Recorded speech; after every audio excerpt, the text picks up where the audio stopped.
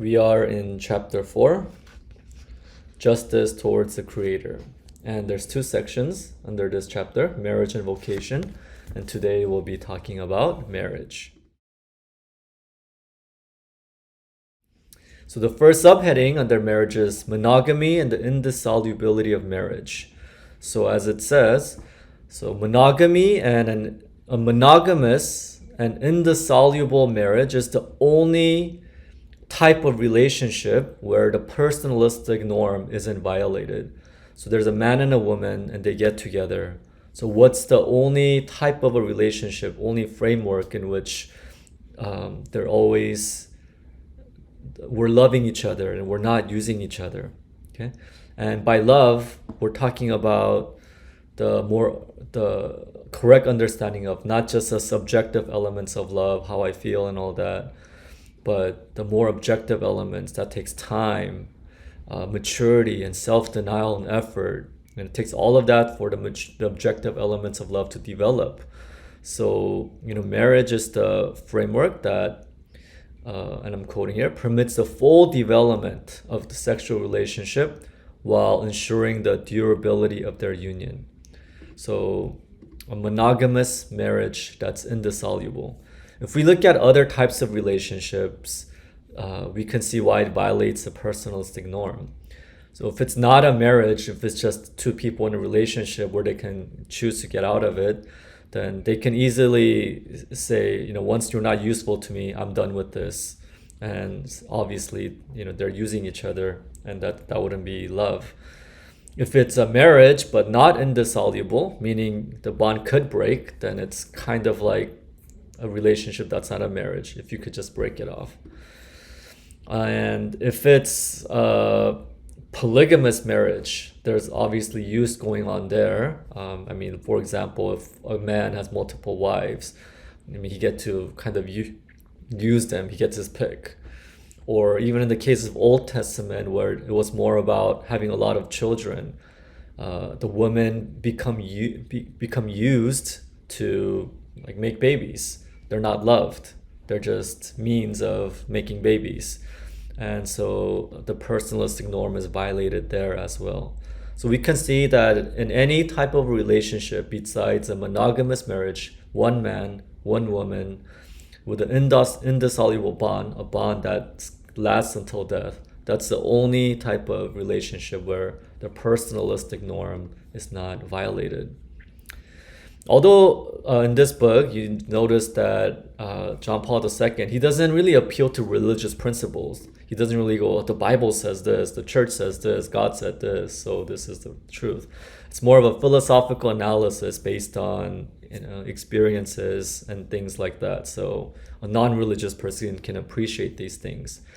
But he does make he makes an explicit reference to Christ, pointing out God's design for marriage from the beginning. So when people are talking about Moses and how he allowed divorce, he points everybody to the beginning, what God designed from the beginning. So he's rejecting the types of marriages that were seen in the Old Testament and saying God's original design of marriage is this. It's based on the gospel commandment, which includes a personalistic norm. So that must be a reference point for thinking about marriage, especially as Catholics. This book is very practical. It's very philosophical, but it's based on very practical things. So he addresses practical concerns regarding marriage as well. So he addresses cases in which separation is a necessary evil. So even in cases of separation, if there's no remarriage, then they're not violating the personalistic norm. You're not reducing the other person to an object of use. You're not just saying, I'm done with you, I can find somebody for myself. So when there continues to be a commitment to the spouse that you've committed to, even if it's such a situation where it's harmful to be together, live together, if you're still honoring that bond, you're not reducing the other to an object of use. And this is, of course, church teaching as well. He also addresses the fact that, pretty much the experience of falling out of love. I don't feel it anymore. like that spark isn't there anymore. What people kind of say. I mean, in his words, when a couple gradually fall into a state of mind which is psychologically or both psychologically and physiologically incompatible, not only is that emotional stuff gone, the physical intimacy isn't there anymore, and even that's difficult. So in those cases, what do we do? He says if you allow separation because of those difficulties, it would certainly be a violation of the personalistic norm, because a union shouldn't be dependent on how long they want to be joined in together. As soon as my feelings are gone, I don't need you anymore. As long as I'm enjoying it, I'm getting something out of it, then we stay together. That's not how it works. I mean, the difficulty of observing strict monogamy until death arises from the fact that we think of love more based on the subjective elements, both in practice and in theory. People are very focused on the feelings and the subjective elements, the sentiments, and the passions and all that.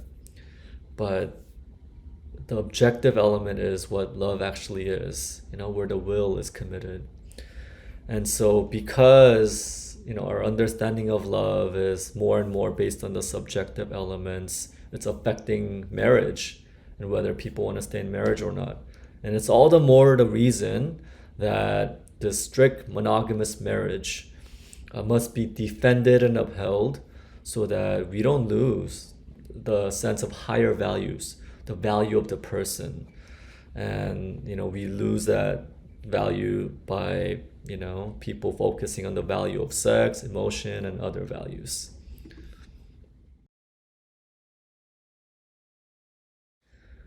The next subsection is the value of the institution.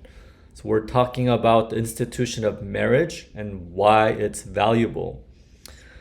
So it's important that marriage has value as an institution, meaning marriage is something established in society that has intent and meaning and purpose. It's not just two people decide to get together into a relationship, and whatever they do, we'll call it marriage. No, like that. The institution of marriage is important and what it means. It's important for society and it's important for the couple. So he first looks at the question of how marriage is justified before society. So, I mean, in other words, what does marriage contribute to society? And the married couples are part of society. So by being married, like, what is their contribution? And the obvious answer to that, I mean, the first of answers is children. So married couples bring children into the world. They create a family, and that family that they create, it's the foundation for larger societies. Families make up a society. Famous families make up the state, the nation, and the church is made up of families. So by being married, they bring children into the world and they make a contribution to society. And so it should be noted that the institution of family, it's based on marriage, but we should look at it as two different things, because we don't want to look at marriage just as a means to a family. We should look at marriage as something valuable in itself, not just as a means for children. Procreation and preservation of the human species, having children, raising them, I mean, that's the primary end. That is the primary goal, but it must be based on love. It can't just be, we're getting married so that we could have children. I mean, today we have the opposite problem of people not wanting children, but but the point is, even if you were to have children, it has to be based on love, not just for the sake of having children. A lasting union between man and woman, and not it doesn't exist solely as a means toward the primary end. So a smaller family can theoretically have more value than a large family if there's love, if the personalistic norm is not disobeyed. If they're really striving to love and not use each other, a smaller family has, theoretically, more value than a large family. And JP2 explicitly mentions the large Old Testament families based on polygamy. They have large number of children, a lot of descendants, offspring, because that's what they valued. But there's less moral value because the personalistic norm isn't observed in such a case. It's not about love. It's just about having a lot of children. But it's supposed to be based on love. In a marriage and society, the man and woman in a relationship, they have a need to be part of the marriage institution that society recognizes. So, and this is important not just for society, but for the couple involved. So, because what that does is they become more aware of the dignity of their relationship if marriage is recognized by society. So, we take pride in being a fiancé, and when we take pride in, getting married and being a spouse and a bride, but we don't value being a mistress or a concubine, because those words have different connotations. The words like spouse and fiancé implies that you're in a mature relationship that takes work, that reflects love and commitment. Words like mistress and concubine is exactly the opposite. It's just based on using. And so we see that society values marriage, couples value marriage. And so the fact that marriage is a valued institution in society is important. Okay? And a sexual relationship that goes outside of this framework will always have some element of use, especially for the woman. Can be the other way around, but more often for the woman, they become used. So this institution of marriage in society is important. At the end of this section, in the conclusion, there's a discussion of justifying our sexual relations in the eyes of God. And so, not everybody's obviously religious, but for those who accept God, the sacrament of marriage is what fully justifies these sexual relationship before God.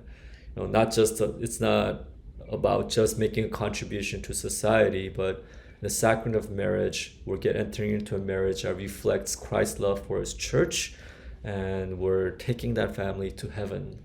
And that entering into that is what fully justifies sexual relations before God.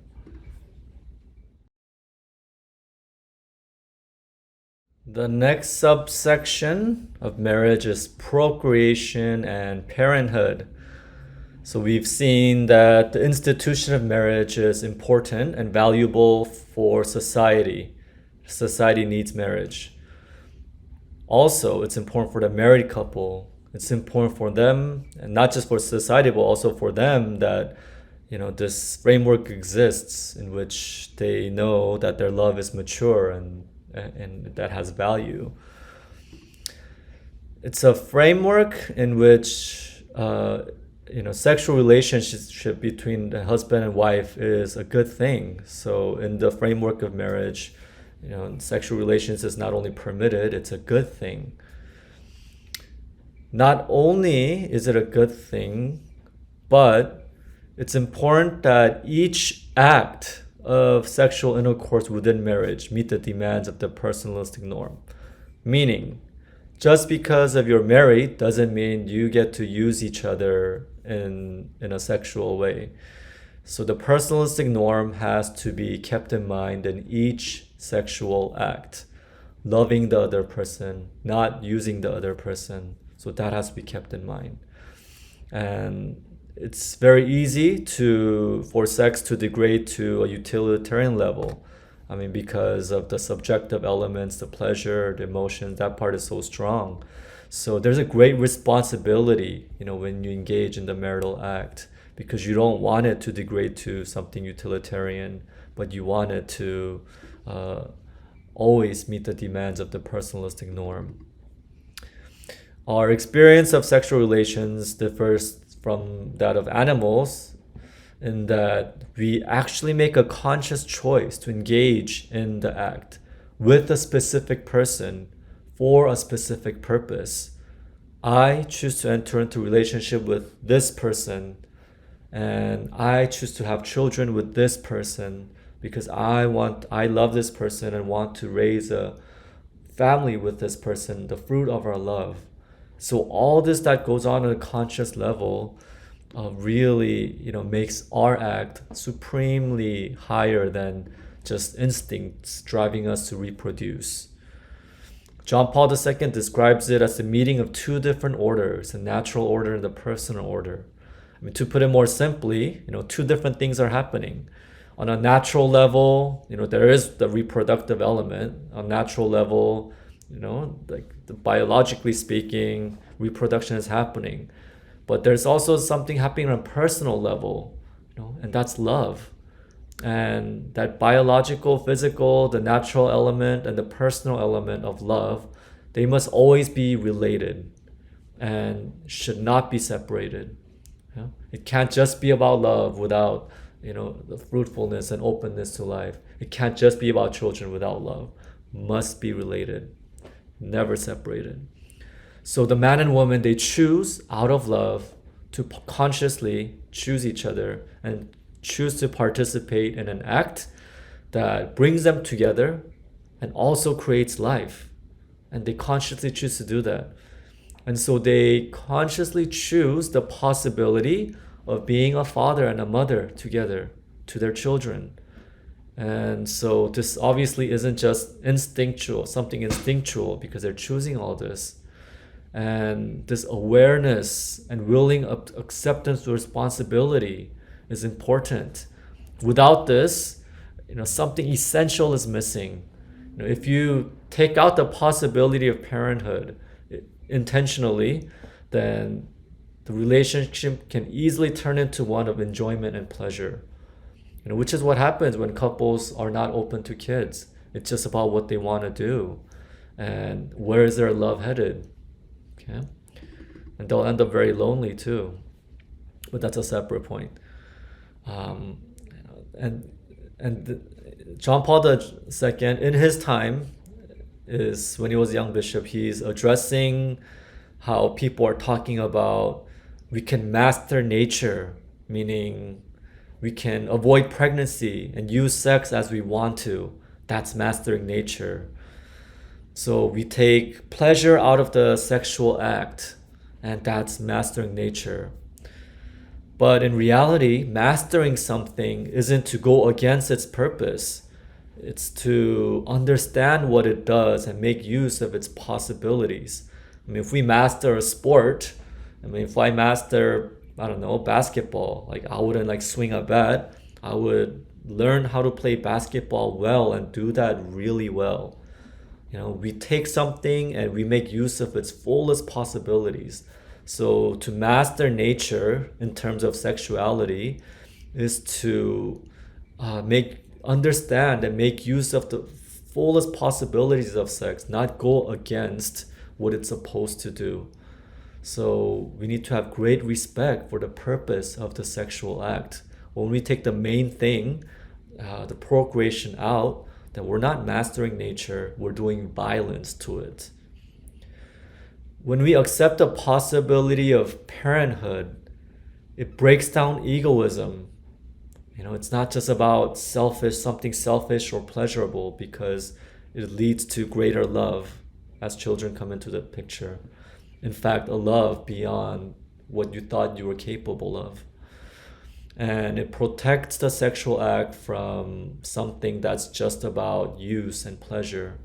But once the possibility of parenthood is eliminated, then the sexual intercourse within marriage can become shameless, because they say to themselves, we're doing this within marriage, so we can do whatever we want within marriage. So it wipes out all trace of shame. They do what they want, and that's not a good thing. What's the only way of dealing with unpreparedness for parenthood? If I'm not ready to have kids. If I'm not ready to be a parent, what are you supposed to do? And John Paul II says the only proper way is self-control. Of course, he's talking about abstinence, but the natural family planning, which maybe we can get into later, is also involves self-control. So this section concludes with the comparison of two different extreme positions regarding the sexual relations and procreation, and we obviously have an idea of what those are. One extreme is just it's only about procreation and babies, and the other extreme is taking babies out of the picture and intentionally excluding parenthood and using artificial means, artificial contraceptives, to purposely take children out of the picture. So these are two extreme positions regarding the relationship between sexual intercourse and procreation. So when you intentionally exclude parenthood to the point of using artificial means, you deprive the marital act of something essential. So the married couple, they go from being co-creators of love to just partners in an erotic experience, using his words. Using the natural means, though, not artificial means, but natural means. And the term natural family planning wasn't around then, nor was the science and detailed observation wasn't very spelled out then as it is now. But the natural means, what we have today, natural family planning, you observe fertile and infertile periods, when the woman's body can get pregnant or not. So using that means is a different matter, and we'll discuss that in the next section. How about when the couples can't become parents because they struggle with infertility? What matters is the interior openness to life. What justifies a sexual act is that they're open to life. It's not that they will have a child, but they're open to life. So if because of some biological abnormalities or infirmities, they're not able to have a child, and it's just an unfortunate situation. It doesn't disqualify them from marriage or a good sexual act. It's not their fault that their bodies are infertile. So responsibility for life is very closely tied to responsibility for procreation. The fact that responsibility is tied to love and sex, the fact that we can choose to participate in procreation, it really speaks about the dignity of man, that we consciously choose this amazing thing. And so we have a great responsibility because we consciously choose this. And that responsibility is to use this sacred dignity and this sacred act and relationship for what it's designed to be.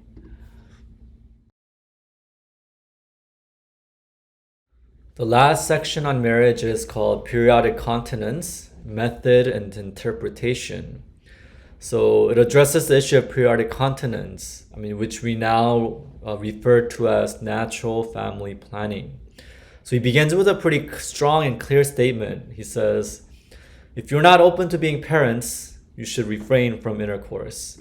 Okay? Because, it's kind of controversial under current cultural norms, but if you look at the very biology of the act, it's an act that leads to children. So if you're not open to children, you shouldn't be doing the thing that leads to children. So he addresses some practical concerns because he knows that you can't just tell people, especially a young married couple, you can't be intimate with each other. He acknowledges the need for marital intimacy, and not just because of the bodily promptings, the promptings of sensuality, but in his words, because of emotional reactions, which are such an intimate part of love. Okay? So when you're physically intimate, the emotional connection, that's important in marriage. And so he knows that continence is difficult, especially in marriage. And if a married couple abstains, somebody who's begun to be intimate but then abstains. It's even harder than somebody who's hasn't been in a marriage or is celibate abstaining. So once you've begun a sexual life, then to abstain is hard, and he acknowledges that. So he addresses the question of why is this periodic continence method, natural family planning, how is it different from artificial means? You could use natural family planning, the periodic continence, to eliminate the possibility of procreation. You're doing the same thing, aren't you? You're trying to avoid pregnancy. So how is it different? And the answer to that is, it's not another means of trying to accomplish the same end of eliminating possibility of parenthood. When you're using this periodic continence, the natural family planning, you're not trying to eliminate parenthood as you would be trying to do in artificial contraception. So it's entirely different approach altogether. It's a different mindset towards sexual intercourse in marriage. And he gives two reasons. First reason, if you use this method, it's not a method, but if you go about it this way, it doesn't conflict with the personalistic norm. Okay? The personalistic norm that says, don't just use a person, love the person. This doesn't get violated because you're not doing something to just use that person for pleasure. Whatever you're doing, you're preserving the naturalness of intercourse. Okay? How your body's designed, you're using that as God designed it. So you're not artificially manipulating anything so that you can extract pleasure and avoid everything else. So you're doing things within how God created human bodies. And if you use the human body and your awareness of it to avoid pregnancy, you have to have sufficient virtue because you will need to have periods of continence. Okay? And it allows the strengthening of the personal order, meaning when you have these periods, when you're abstaining for the sake of avoiding pregnancy, you're finding ways to be connected on a personal level. You're trying to strengthen your love in a non-sexual, physically sexual way. So you're, in a sense, deepening your love using that time of continence, okay, time of abstaining. Reason number two, why this is different from artificial means, is you can only use this rhythm method or periodic continence, natural family planning with certain qualifications. Okay, so intercourse must not occur only in the period's infertility. Okay, you're not using this to just avoid pregnancy. You can monitor the woman's body and see what's going on, but if the course of your marriage, you're not just being intimate when you know pregnancy will be impossible. And for those who enter into this and use the periodic continence and natural family planning, he says you must understand the importance of the idea of a family and a family as a community. Okay, he says a genuine social unit. So it's not just, okay, I want one kid. No, I want two kids. No, you're creating a genuine social unit, not just having kids as it's convenient to you or as you want. Okay, so when you look at children that way and have children that way according to your convenience, it ends up causing damage to your family and to your society as well. And so this understanding of a genuine social unit, I'm trying to create a community, a social unit, but I'm just spacing it out and as for really good reasons, then it's okay. It also can't conflict with a sincere disposition to procreate. So even when you are abstaining for the sake of avoiding pregnancy and spacing the next child, in your heart you have to have a sincere disposition to procreate. Okay, but right now you can for whatever really good reason, but you have to have that disposition. And the last one is obvious. There has to be a readiness to accept pregnancy if it should unexpectedly occur. So NFP, again, natural family planning, wasn't available back then, but the way it's researched now, it's supposed to be very accurate. But back then it wasn't as accurate. So the point is, if the pregnancy unexpectedly occurs, be ready to accept that child. So if these qualifications are met, and the fact that it has all these qualifications and it doesn't violate the personalistic norm, it makes it different from artificial means. So when all these criteria are met, using periodic continence, natural family planning to space births is morally valid, according to Pope John Paul II.